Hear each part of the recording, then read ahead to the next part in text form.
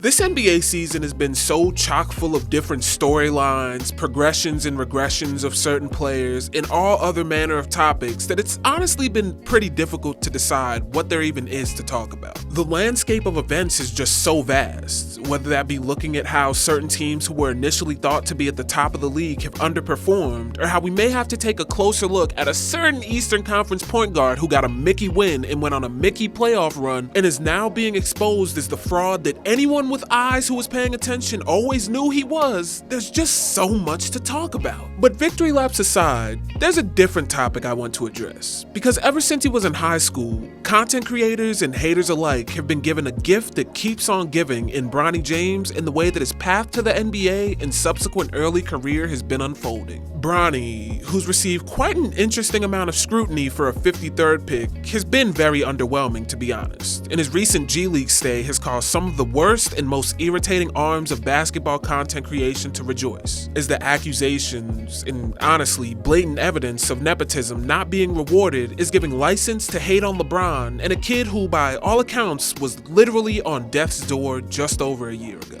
However, the conversation about nepotism in the league and the way that a lot of the hatred for his famous father has translated into a larger spotlight and far more scrutiny on the child has been really interesting to see, especially because the son of another famous forward has been balling this season. And aside from a few tweets and an article from Caroline John of Essentially Sports that touched on what he's been doing thus far, I haven't really seen any true comparison between Scotty Pippen Jr.'s situation and that of Bronny's. So with all that being said, let's talk a little bit about Scotty Pippen Jr., his parallels with Bronny, and the double-edged sword of NBA nepotism. Scotty Pippen Jr.'s journey to the NBA was, say, not as easy and gold-lined as Bronny's was. Now, this is of course said with the obvious caveat that Scotty has a multi-millionaire father with resources that 99.9% of all high school basketball players won't ever sniff, and all of the empirical research that says that your chances of making the NBA are dozens of times higher if your dad played, along with the fact that as of 2016, nearly 50% of all NBA players were related to elite athletes. But even still, it wasn't necessarily an easy path per se. Scotty attended Sierra Canyon, just like Bronny did, and standing at a modest 6'1", far smaller than his 6'8" superstar forward father, as a result, he was forced to play the point guard position for a team that had some real killers talent-wise. Being in the class of 2019 and spending both his junior and senior year at Sierra Canyon, he played alongside a young Amari Bailey, Cassius Stanley, and Kenyon Martin Jr., and helped the team to secure back-to-back CIF titles while averaging 16.3 points, 4.6 assists, and 3.6 rebounds as a senior, making him a solid prospect when you consider the teams that he was playing against. But interestingly enough, just by looking at some of the views and fanfare surrounding Scotty's emergence and both the attention and scrutiny that he received during his time in high school, you already begin to see the difference in his journey when compared to Bronny's. And the difference becomes even more apparent when looking at his recruiting profile and his choice of colleges. By the end of his 4 years, depending on the publication you ask, Scotty was a 3 or 4-star prospect, and according to ESPN, both he and Bronny were 4 stars. Yet Scotty's college choices consisted mostly of low to mid-major programs, where he ultimately would end up playing for his best offer by far in Vanderbilt. Now, one of the most glaring differences between Scotty and Bronny is that they have very different physical profiles and skill sets, with Bronny standing at 6'3", possessing high-level athleticism and explosiveness, while Scotty was described by some scouting reports as, quote, skinny,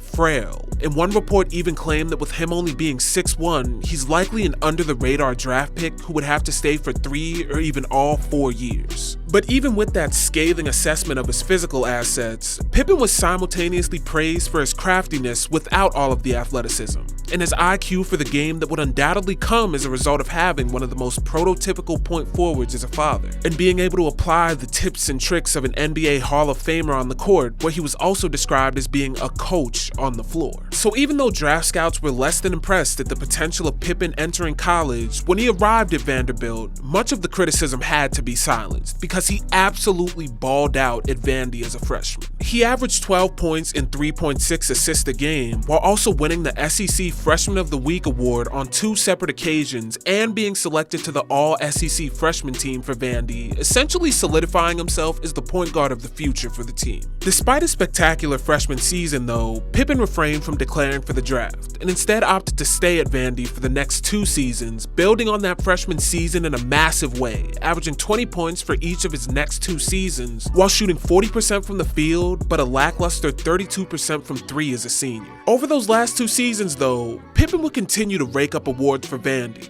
and his list of accolades is far too long to mention them all in this video, as they include preseason watch lists for Point Guard of the Year, multiple All-SEC team selections, breaking various Vanderbilt records, and the list literally goes on and on and on. But unfortunately, even with all of his success in college and the numerous accolades he garnered for the time, he still wasn't on draft scouts' radar. And if anything, he may have dropped in his NBA reputation due to his older age. Scotty would declare for the draft in each of his final 2 seasons, choosing not to hire an agent the first time to retain his eligibility, and when he declared for the final time in 2022, he would end up going undrafted. Scouts continued to be impressed by his craftiness, particularly when he was able to get defenders on his hip and the frequency with which he was able to touch the paint and make good things happen for his teammates. And additionally, one interesting fact, and honestly a big discrepancy between the tale of Bronny and Scotty, is that coaches were taken aback by how well Scotty was able to prove himself at Vandy, especially after being heavily under-recruited and transforming himself into a force in all of college basketball.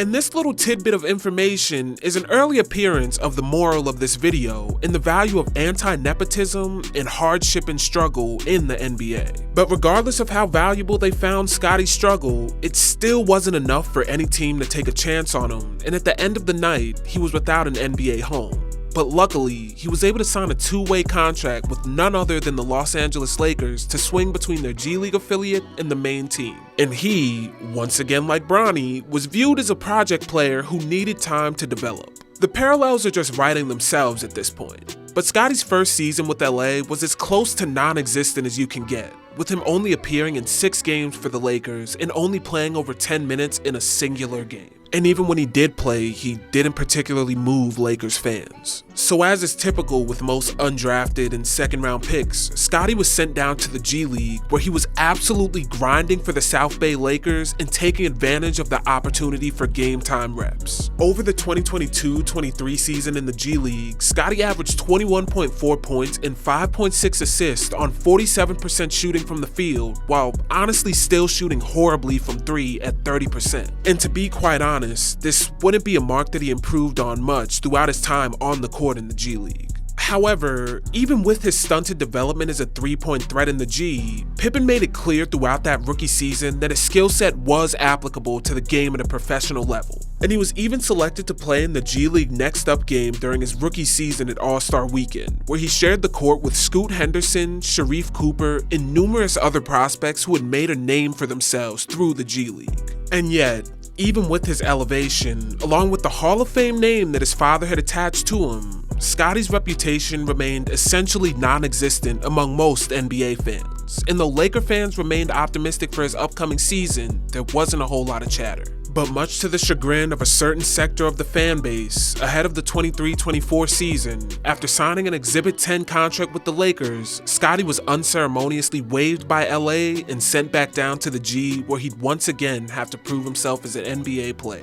despite the mounting evidence that he could develop into a valuable piece for LA. Scotty would still ball out during his tenure in the G League in the 23-24 season, and while he did have a decrease in his scoring and shooting percentages for the South Bay Lakers, he increased his assists from 5.6 to 6.6, while also seeing a slight decrease in his turnover averages for the 5 games that he played with them. And he would only play 5 because following his final game with South Bay on January 15th, he'd announced that he'd signed a new 2-way contract with the Grizzlies, and the signing would be received differently by the small sector of NBA fans who were paying attention. For the Laker fans who weren't impressed by his production for them in the league, they questioned the move and pointed to his inconsistent shooting stroke as evidence for why he may have been a wasted roster spot. While Grizzlies fans who were eager for relief from the injuries that had ravaged their team had fully accepted this as a developmental year, and they were optimistic for Pippen and truly cheering for his development. Once again, we see yet another glaring difference between Bronny and Scotty's situation. That being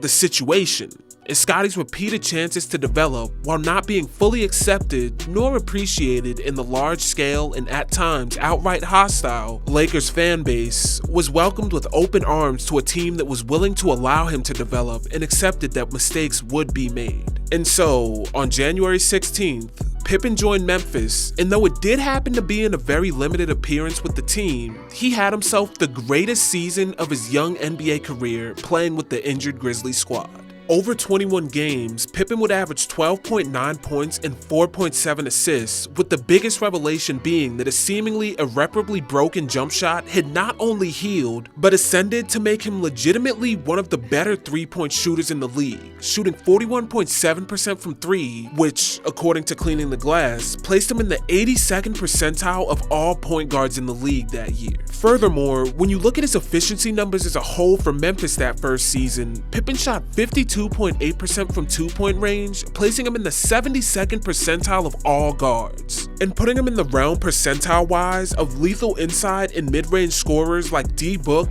De'Aaron Fox, and Jalen Brunson. And of course, the level of difficulty and defense on the shots of these all-stars and all-NBA caliber guys is far higher than Scotty's was, but the fact still remains that in his initial year with Memphis, Scotty not only proved his value as an NBA player, but revealed that his time in the G League away from the spotlight was well spent and bore fruit. So at the season's end, when Scotty agreed to play in the Summer League, not only was it unsurprising for those who'd followed his journey, but it was indicative of the way that the hardships he'd faced in his career along the way, despite having that Hall of Fame father and access to some of the best tools in the business, including clutch sports representation, he still remained hungry for reps and loyal to the work. So he went on to dominate Summer League as well, averaging 21.5 points and 8.7 assists, which essentially led Summer League amongst all players who participated in 6 or more games. And to add on to this, he also dropped a clutch triple-double to beat the Clippers in Summer League.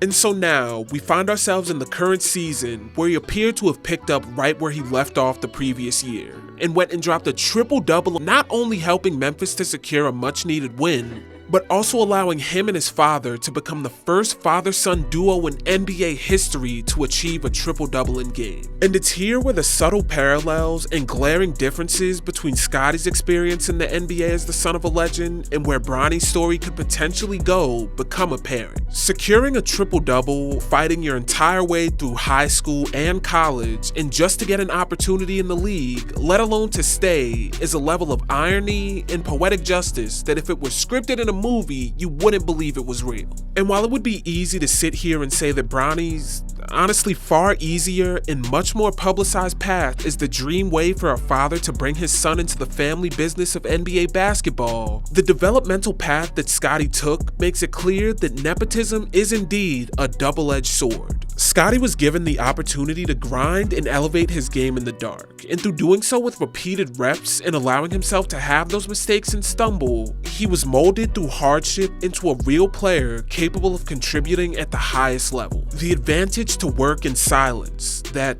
gift of struggle, as it were, free of constant and sometimes downright unreasonable criticism, has been robbed from Bronny with the public display of nepotism that brought him into the league. And as a result, with every stumble, bad play, and mistake, it'll be latched onto and hyper-analyzed by any and every bad faith actor eager to secure their clip of the day. So overall, Scotty's emergence isn't a surprise for anyone who's been paying attention. And he, along with a whole host of other players who will be covered at some point, should serve as a testament to the talent level in the G, as well as the valuable opportunity for reps and improvement that the league presents. So salute to Scotty Pippen Jr. And hopefully, with some increased playing time and more reps to develop in the G League, Bronny can head back up to the NBA and prove a whole lot of people wrong, because he has the physical tools to really make a difference in the NBA. But with all that being said, that's gonna do it for this video.